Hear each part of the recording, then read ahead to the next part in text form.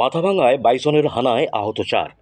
শনিবার সাত সকালে মাথাভাঙা পচাগড় গ্রাম পঞ্চায়েতের 22গুড়ি বড় কাউয়ার ডারা এলাকায় দুটি বাইসনকে দাপিয়ে বেড়াতে দেখে আতঙ্কিত হয়ে পড়ে স্থানীয়রা।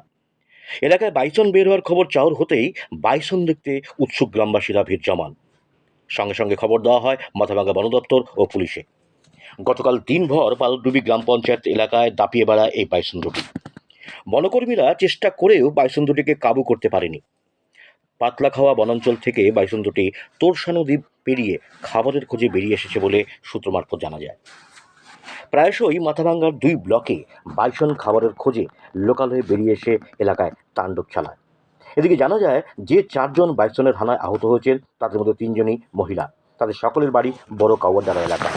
আহতরা হলেন অর্চনা সূত্রধর, মল্লিকা বিশ্বাস, উষা ভদ্র ও গৌতম বিশ্বাস।